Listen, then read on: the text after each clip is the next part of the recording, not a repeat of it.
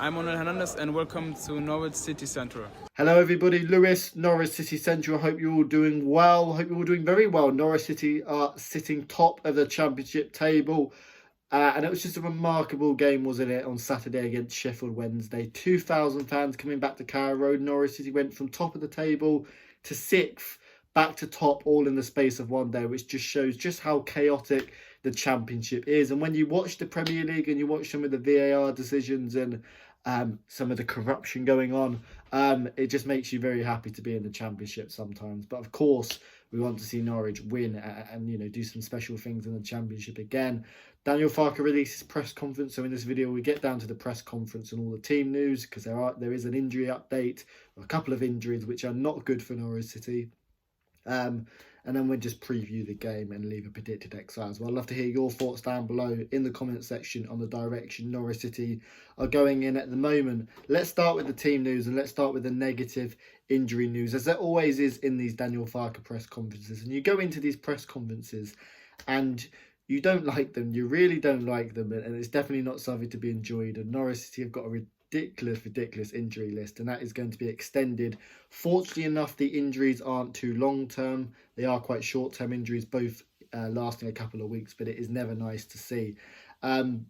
And yeah, look, I've spoken about this before in terms of injury. We do get a lot of muscle injuries, a lot of training injuries, but because of so many games, a lot of teams are getting injuries. So it's understandable you're going to get injuries, but obviously you need to have the squad depth to cope with it. So the two injuries, Ben Gibson, centre-back, of course. Norwich City have been quite remarkable in terms of our centre-backs are known for being injury-prone, are known for not playing many games in the last few seasons, but there's been no injuries yet. Until now, Ben Gibson's going to be out for 2 weeks, and also Placheta is going to be out for 2 weeks as well. So Placheta's injured and Ben Gibson's injured, and they'll be out for 2 weeks, which in the grand scheme of things isn't too much, but you consider that there's games for 3 times a week. They'll probably miss 4 to 6 games. And with Norwich City having so many injuries, that is not ideal to see. In terms of more positive injury news, Todd Cantwell has returned to team training and is expected to be involved on Wednesday night against Nottingham Forest in front of 2,000 fans, which is great to see. I'm a big fan of Todd. Earlier on in the season, there was speculation whether he was going to leave, and I feel like if a concrete offer did come in from Leeds United or one of the clubs he was linked to, I think Norwich City may have accepted it. But Todd Cantwell stayed at Norwich, and yeah, he's a Norwich City player, and he's someone who is really talented. And let's remember, he's one of our own. Todd Cantwell's been at the Norwich City Academy since he was 8, so he really is one of our own. And he's someone who deeply cares about Norwich City. And you consider that how poor we were in that Premier League season. We had Pukki, who scored 11 goals, Cantwell, who scored 6, and the next player only scored 1. So, Cantwell deserves a lot of credit. Okay, in 2020, he hasn't really kicked on as well as he did maybe in 2019 in the Premier League, but he's still a great player, and it's good to have Cantwell back in those attacking positions. Lucas Rupp is expected to be out for the next week. Tim Krul is expected to be out for 1 more week. And Kieran Dow and Kenny McLean are expected to return to team training and probably be back in 1 to 2 weeks. So we've had a lot of long-term injuries. We've had so many players who got injured early on in the season and weren't expected to be back till Christmas, the likes of Dow, Hernandez, Cantwell, maybe not Cantwell, but a lot of those players. So it's really good to have them back in and around the team now. And it's just remarkable that Norwich City are first with 12, 13, 14 senior first team players injured. I'll say that again, Norwich City are first with 12, 13, 14 senior first team players injured. That is absolutely remarkable, and Daniel Farke deserves a lot of credit. And you feel like there's something special happening again, don't you, with all the late goals? Yet again against Sheffield Wednesday, 2 late goals. And there hasn't been a comfortable win at Carrow Road this season. Take that whatever way you want. There hasn't been a comfortable win at Carrow Road this season. But what that does show is the character to keep coming back from behind. In terms of the predicted XI, I'll leave it on the screen now. McGovern in goal, Sorensen, Christoph Zimmerman's going to come in for Ben Gibson, Grant Hanley and Max Aarons. That's a really decent backline. Max Aarons has made 100 appearances for Norwich, and yet again, it's similar to Buendia. It's remarkable we kept hold of Max Aarons. So much ability, one of our best players, if not our best player. And let's hope he stays in January. And I don't even want to talk about the January transfer window, because yet again, it's going to be a lot of hoping and praying Norwich City's best assets don't leave. Moving on into the midfield, for me, it's going to be Oliver Skipp and Mario Rancic.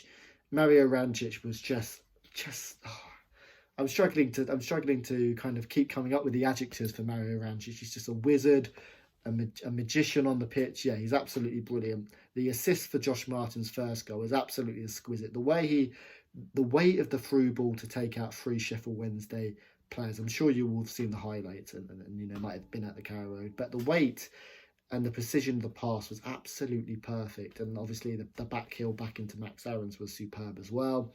The 3 front players, so Placheta's injured. He's had a lot of game time, but of course will be out for 2 weeks. So Norwich City have only got really 3 players who can play in those positions. It will be Josh Martin on the left, Marco Stupinman through the middle, and Emi Buendia on the right. Stupinman's, I don't think, really kicked on and hasn't really played to the standards as perhaps we thought he would have, the standards perhaps he has 2 years ago. And there might be some suggestions that perhaps his time at Norwich City could potentially coming to the end, and maybe you want some fresh blood in there now. But look, he's still got great link-up play with Pukki, and his kind of ability to run with the ball and dribbling in space and his long shots can always prove a threat.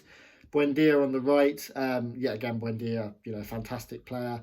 Didn't particularly have his best game against Sheffield Wednesday, though. Sometimes he just needs to calm it down a little bit on the pitch. And Josh Martin on the left, fantastic. He scored his first competitive goal for Norwich City Football Club, and it was a really nice finish as well. And let's hope Josh Martin can kick on.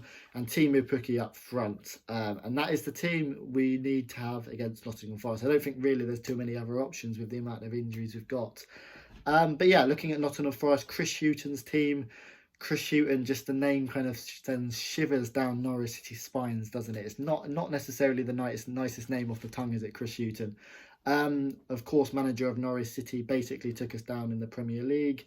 Very defensive manager, and we know what's going to happen at Carrow Road. It's like so many teams. I think maybe Swansea were the only team who actually tried to really properly attack and play football. And Wickham probably did that as well, but so many teams come and sit back, and it's going to be the same again. We had Tony Pulis Sheffield Wednesday team who sat back, and it's going to be Chris Hughton's Forest who are just going to sit back. So Norwich City can have 70% of the ball, and what Norwich need to do is just stay patient, keep moving the ball quickly, 2 touches, keep moving it quick, and just don't allow Nottingham Forest to have too many chances on the counter-attack. They've got some very good players. Joe Lolley's probably the standout player for Nottingham Forest, and Nottingham Forest finishing the playoffs, so it's going to be a tough game. Yes, Nottingham Forest are near the bottom of the Championship table, but they did finish near the playoffs, so it is going to be a tough game. And I do feel a bit for Nottingham Forest fans. They're a great club, and I'm not sure Chris Hughton necessarily is the man you want. Well, it might be the man you want to guide you to the Championship, to the top of the Championship, but it's not necessarily the best style of football, is it? So that's the team. As I said, in terms of Norwich, let's just hope we can keep continuing this run on. Let's hope we can also have a more comfortable Carrow Road win. But knowing Norwich, I don't think they ever do it that way. But yeah, in terms of this game, Norwich City are going to have to be patient and work the play and not allow too many chances for Nottingham Forest on the counter-attack and man-mark people like Joe Lolley out of the game. In terms of a score prediction, I'm going to go for Norwich City 2, Nottingham Forest 1 with Timu Pukki and Mario Rancic to score. Love to hear your thoughts down below in the comment section. Let me know if you're going to Carrow Road. It was just beautiful to hear 2,000 fans at Carrow Road again on Saturday. And if you are going to the game, enjoy yourselves. And let's hope Norwich City can get another win at Carrow Road and stay top of the table. Leave me your thoughts down below in the comment section. Subscribe to Norwich City Central. I'll see you later.